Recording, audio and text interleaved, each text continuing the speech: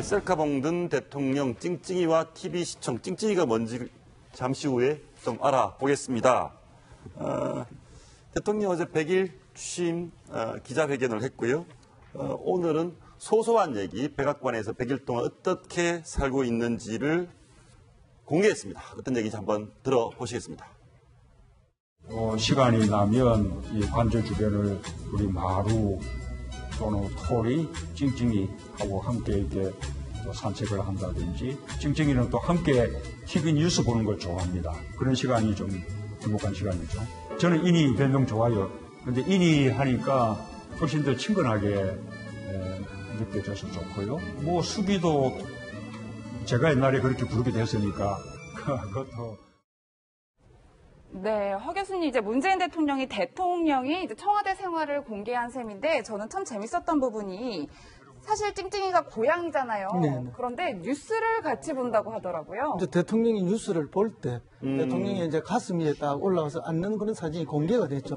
그만큼 이 찡찡이가 애교가 많은 것 같습니다. 원래 고양이들이 보면 그렇게 애교가 많지는 않은데, 이 고양이는 특별히 저렇게 애교가 많아가지고, 대통령이 뉴스 보고 있을 때 대통령 옆에 가서 안겨 있으면 같이 보는 것처럼 보이죠. 예. 그래서 이제 뭐 대통령이 평소에 뭐 많은 뭐 TV를 시청할 시간이 없지 않습니까? 뭐 저녁에 퇴근해서 9시 뉴스 정도를 볼 수밖에 없는 상황인데, 그럴 때 이제 가까이 오니까 마치 고양이도 뉴스 좋아하는 것처럼 그렇게 말씀하시는데, 사실은 뉴스를 좋아하는 것이 아니라 대통령을 좋아하는 거죠, 고양이. 예, 뭐 인이, 쑥이, 뭐 이렇게 좀 뭐 화기애애합니다. 이렇게 뭐 좀 두 분이 잘 지내시나 봐요? 그러니까 이제 인이라는 애칭이 지금 생겼어요. 뭐 끝자 이제 문재인에서 인을 그게 길게 부르면서 인이가 됐는데, 이걸 그 문재인 대통령도 굉장히 좋아하는 애칭이라고 하고요. 그 김정숙 여사의 그 숙자, 보통 경상도 분들이 그 끝자 부르지 않나요? 이름 부를 때. 그렇죠. 뭐, 그러다 보니까 예, 아마 그렇죠. 연애 때 숙이라고 부르는 게 쑥이 이렇게 됐나 봐요. 그래서 그 연애 때 불렀던 또 애칭인데, 그걸 많은 국민들이 또 인터넷상에서 또 저렇게 김정수 여사를 칭한 애칭으로 쓰고 있다고 하는데, 저런 사진들을 보는 게 정말 오랜만이죠. 이제 청와대에서 소소한 일상들을. 이전에 우리는 오바마 대통령의 일상을 보면서 부러워했었는데, 한반도에 뭐 많은 그 중차대한 일들도 있습니다만, 한번 저런 사진들이 주는 뭐랄까, 좀, 릴렉스 된다 그럴까요? 긴장을 풀어주고 편안하게 해주는. 예, 그런 거는 좀 좋은 것 같습니다. 그렇습니다. 지금 역대 다른 대통령들의 별명은 좀 듣기에 거북할 만큼 좀 이렇게 험한 별명들이 있지 않았습니까? 역대 거의 모든 대통령들이 험한 별명이 있었는데, 이번 대통령만은 조금 이렇게 친근하고 좀 달콤한 별명을 갖고 있으니까, 그나마 우리 국민들에게 크게 위안이 된다고 그렇게 봅니다. 예, 뭐 이번 주제 함께하기 위해서 이제 백성문 변호사님 자리해 주셨는데, 저는 사실 이번 인터뷰를 보면서 대통령도 살찔 걱정을 하시는구나, 이걸 알게 됐는데 참 친근하다라는 느낌은 드는 것 같아요. 사실 이 전 정권에 생각해보면 우리 세월호 7시간 생각이 나잖아요. 아직도 그 7시간 동안에 대통령이 뭘 했는지 모르고 있는 상황에서, 이번에 문재인 대통령이 취임 100일이 지나서도 80%가 넘는, 뭐 80% 좀 안 되는 여론조사도 있지만, 그런 공공행진을 계속하고 있는 가장 근본적인 이유가 아닌가라는 생각이 드는데요. 지금 말씀하셨던 것처럼 문재인 대통령이 원래 음식을 좀 단촐한 걸 먹는 걸 좋아하는데, 이제 대통령이다 보니까 들어가면 이제 식사가 좀 잘 나오니까 이거 많이 먹으면 살찔까봐 걱정이 된다. 그리고 뭐 예전에는 이제 뭐 2달에 한 번 정도 이발했는데, 이제는 2주에 한 번씩 전속 이발사 때문에 이제 이발을 한다, 뭐 이런 얘기들 하면서 그냥 서민적인 느낌을 주고요. 그리고 국민들하고 소통하고 좀 친근하다는 느낌을 계속 주고 있는데, 이게 문재인 대통령이 취임 초부터 지금까지 일관된 모습인 것 같습니다. 이런 부분이. 그러니까 이런 부분들 때문에 국민들이 조금 전에 말씀하셨던 것처럼 굉장히 지금 국가안보적인 위기가 있다라고 하는 과정에서도 좀 어느 정도의 그런 안락함이나 그런 안심감을 느낄 수 있는 게 아닌가 생각합니다. 예, 어제 취임 100일 맞아서 문재인 대통령 지지자들이 포털에 계속 글을 검색어를 만들었습니다. 고마워요 문재인. 거기에 대해서 본인이 또 셀카봉을 들었네요. 예. 여러 가지 이제 상당히 이제 소통하겠다는 그런 입장, 이런 부분은 굉장히 좀 높이 평가를 해야 될 것 같습니다. 예. 우리가 경험상 말씀을 드립니다만은, 대통령의 행보와 관련해서 가장 긍정적이고 호응이 높은 그런 행보가 뭐냐 그러면 시장에 갔을 때, 시장에 갔을 때와 그다음 허거를 했을 때, 이럴 때 그 상당히 반응도가 굉장히 높이 올라갑니다. 이게 뭐냐 그러면은 결국 나는 특별한 사람이 아니다. 그리고 평범한 사람이다. 그렇기 때문에 국민은 대통령 국민의 편에 있다, 같은 편이다라고 이제 이야기하는 지거든요. 공감에 대한 부분이죠. 그래서 문재인 대통령은 취임 이후에 이 부분에 대해서 상당히 신경을 많이 쓰는 것 같아요. 셀카봉을 들고 사진 직접 찍는 모습이라든가 이런 것들이 국민들이 하는 모습과 대통령이 나로서는 똑같은 그런 입장이 있기 때문에 여기에 대해서 같은 눈높이에서 공감하고 그 공감을 통해서 감동을 주겠다라는 그런 정책적 의지 그리고 국제 행보에 대한 의지를 분명히 드러내는 행보다 이렇게 설명을 할 수가 있습니다. 예, 그럼 이제 뭐 오늘 이야기를 해보면 오늘 김대중 전 대통령의 서거 8주기 추도식이 열렸는데요. 문재인 대통령도 여기 참석했습니다. 추도사 들어보시겠습니다. 80년 전 하이도의 소녀는 청운의 뜻을 품고 설레는 가슴으로 목포로 향하는 배에 올랐다고 김대중 자서전은 말하고 있습니다. 세월이 지나 소년의 이름 김대중은 민주주의와 평화를 염원하는 모든 이들에게 참된 용기가 되었습니다. 네, 문재인 대통령께서는 본인이 정치를 하게 된 계기가 김대중 전 대통령 때문이었다 이런 얘기도 하고 있습니다. 이쯤에서 그런 질문을 한번 해볼까요? 김대중 대통령의 후계자라긴 그렇고 정치적 유산을 물려받은 적자는 누굽니까? 그 적자는 뭐 대통령과의 개인적 인연이라든지 예. 이런 게 중요하다고 저는 안 봅니다. 김대중 대통령이 평생에 그 업으로 했던 그 소망들이 있지 않습니까?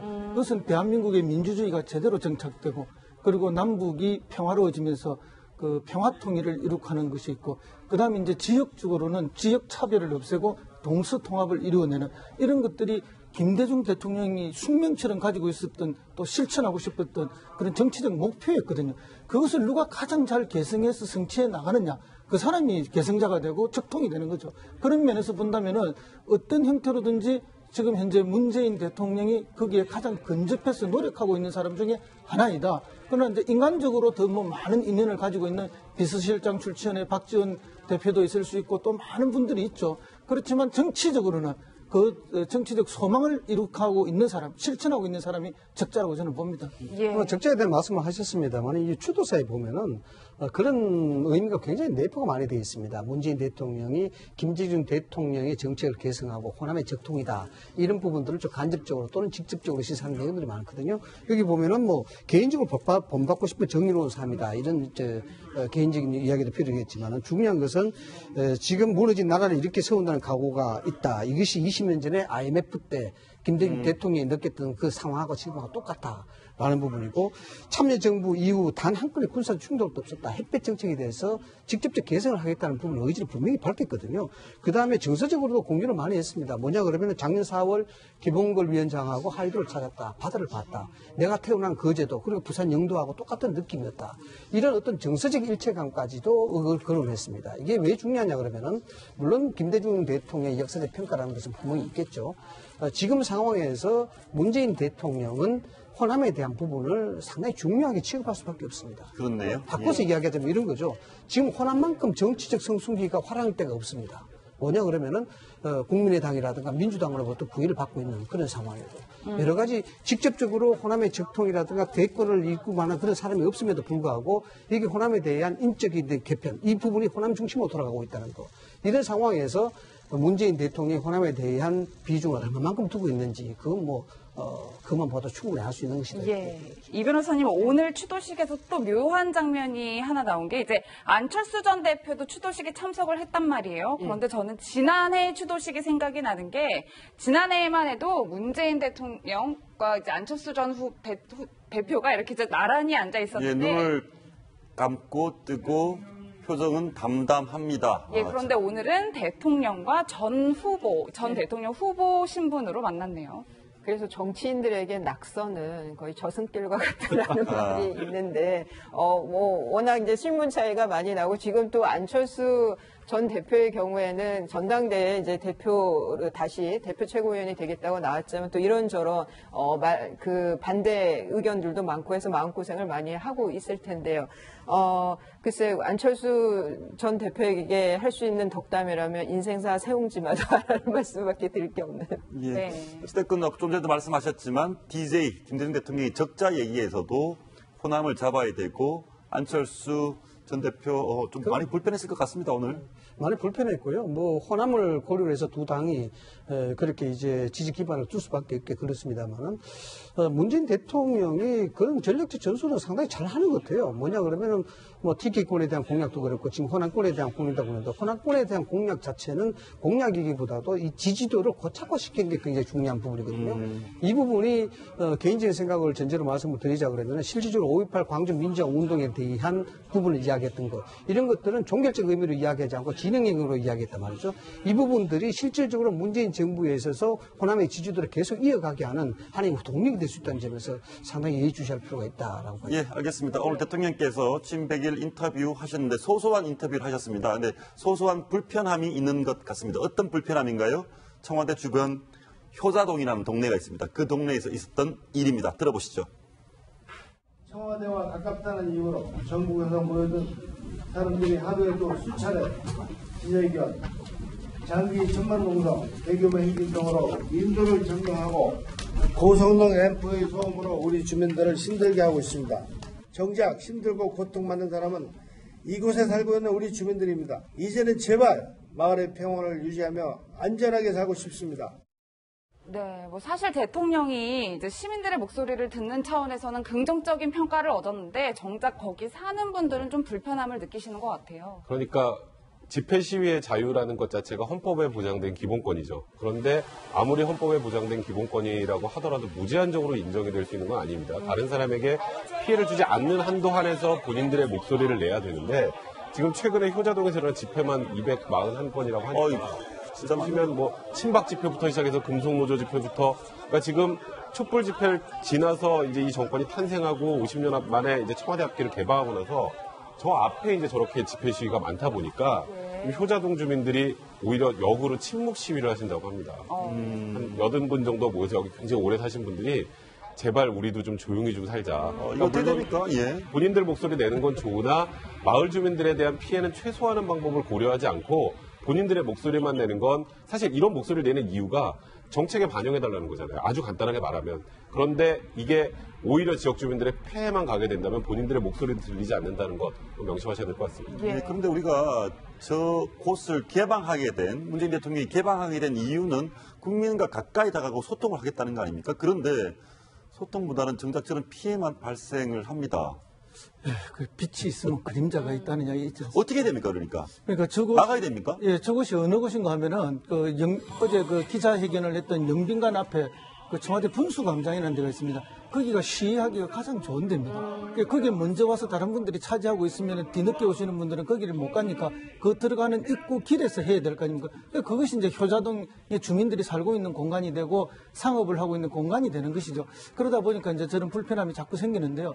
어쨌든 정권 초기에 뭐 민원도 많이 들어오고 또 저는 시위도 많이 옵니다. 근데 시간이 조금 지나면 진정되는 과정은 있지만 여전히 좀 이렇게 지속될 거라 봐서 청와대 측도 어떤 대안을 한번 마련해보는 것이 필요하지 않겠느냐 그런 생각이 듭니다. 예, 이 변호사님 실제로 저는 이제 효자동 하면 굉장히 조용하고 좀 평온했던 곳으로 좀 기억이 나는 게 사실 효자동 이발사라는 영화가 맞습니다. 나올 영화도 정도로 있었죠. 역사도 있고 좀 대통령들과 인연이 있는 곳이잖아요. 그러니까 효자동이 지금 이제 서울에서 청와대에서 제일 가까운 것이 이제 효자동이에요. 청운동하고 그러다 보니까 거기에 이제 이발소에 박정희 전 대통령이 다니면서 인연을 맺은 얘기가 저 효자동 이발소인데 저 주연도 송강호 씨였어요. 지금 그 택시 운전사로 지금 천만 관계를 가고 있는.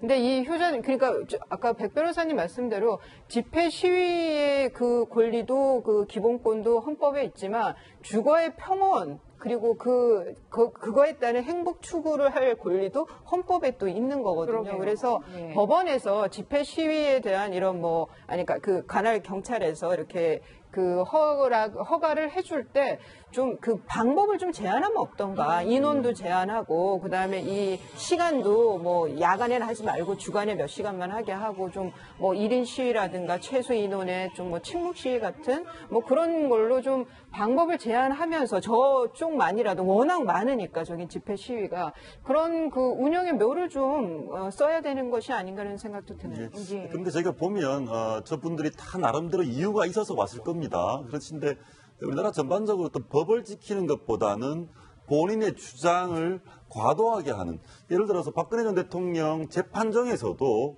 그렇죠. 재판이라는 법적 절차가 있는데 고함 지르고 해서 뭐 감치 명령을 받는 그런 사건까지 벌어지고 있습니다. 우리나라에서는 이 부분이 참 문제다고 이야기하는 건 아니겠습니까? 문화적인 차이도 좀 문제가 되고 있습니다만 흔히 이야기하는 그런 얘기를 합니다. 헌법보다는 때법이 무섭고 죄 중에서는 배신죄가 제일 무섭다. 이게 우리나라의 이제 슬픈 현실을 좀 반영하는 그런 얘기라 봐야 되는데요. 시위라는 것이 자기가 가진 또는 조직이 가진 어떤 요구사항을 관철하기 위해서 하는 표현의 양식이라고 봅니다만은 여기는 공공성이 따라야 되는 것이죠. 공공의 안정이라든가 공공에 대한 이익을 위반하면서까지 헌법이 그걸 보장해 주지 않습니다. 그것이 이제 헌법 37조에도 나와 있는 부분이고요. 문제는 이제 이런 시위 문화가 점점 악용이 되고 있다는 겁니다. 우리나라에서는 정말 전문 시위꾼이라고 이야기할 정도로 그 좀 순수한 의도에서 나온 거리에 주장을 펼쳐나온 사람들 악용해서 이것을 이제 자기네들의 목적과 이익에 부합시켜서 악용하는 그런 사례들이 많다는 것이죠. 예. 이런 측면에서 이 부분들은 뭔가 좀 명암을 달리하는 부분이 없지 않아 있겠습니다만 정부 차원에서도 아주 강력하고 결단력 있는 대책들이 좀 나와야 된다. 저는 그렇게 보고 있습니다. 예, 백 변호사님 사실 그간 처음 있었던 일은 아닌데 감치 5일은 굉장히 좀 중하게 나온 건데 나온 내용을 보니까 만만치 않은 게 뭐 검사에게 총살감이다. 너네 반드시 처벌받을 거야. 너희들은 총살감이야. 이런 표현을 썼는데요. 예. 이거는 당연히 감치를 받아야 될 정도의 수준이죠. 그런데 아시겠지만 어느 순간부터 처음에는 이제 박근혜 전 대통령의 재판에 대한 관심이 많아지다 보니까 방청권을 이제 거의 줄 서서 추첨을 해서 받아갔지 않습니까? 그때는 박 전 대통령을 지지하는 사람도 있고 정말 이 재판에 대한 관심을 갖고 있는 분들도 있었는데 요즘에 사실 박 전 대통령을 지지하는 분들이 재판정에서 좀 너무 위협적인 그런 표현을 하다 보니까 다른 분들이 방청을 꺼려요. 그래서 박 전 대통령을 지지하는 분들만 지금 재판을 보는 상황이 되다 보니까 이런 소란이 많습니다. 뭐 박 전 대통령한테 엄마라 그랬던 분도 있고. 그렇죠. 그래가지고 재판장으로부터 경고를 받고 퇴장 명령 받은 사람까지는 꽤 있었는데 이거는 이제 재판부에서 보기에도 너무 정도가 심하다고 판단했고 네. 이렇게 감치 명령 5일 정도를 해야 앞으로 이런 일들이 발생하면 감치될 수도 있다는 거를 좀 인지시키는 거죠. 지금 재판정에 와서 보는 사람들한테 이건 반드시 필요한 조치라는 생각이 들고요. 이분들한테 제가 꼭 말씀드리고 싶은 건 과연 이런 행동이 박 전 대통령의 재판에 박 전 대통령에 도움이 될까? 한 번만 좀 고려해 보셨으면 하는 생각이 듭니다. 전 딱 맞는 게 재판부 판사나 검사나 다 이 사람들이 저것 때문에 심리적으로 부담을 가져서 원하는 대로 이렇게 그 부담으로 뭘 이렇게 그 시각을 달리할 수 있는 게 아니라 그 판검사들은 기본적으로 굉장히 합리적이고 이성적인 사람들이에요. 그러니까 저런 모습들이 외려 더 질리게 할 수 있다는 거죠. 그런 면에서 절대 도움이 안 되니까 저런 좀 돌출 행동이라 그럴까요? 과시적인 그런 행동을 절대 하지 말아야 될 것 같습니다. 예, 법, 절차, 질서 이런 단어 다시 한번 생각을 해보게 됩니다. 허성 소장님은 여기서 인사드리겠습니다. 고맙습니다.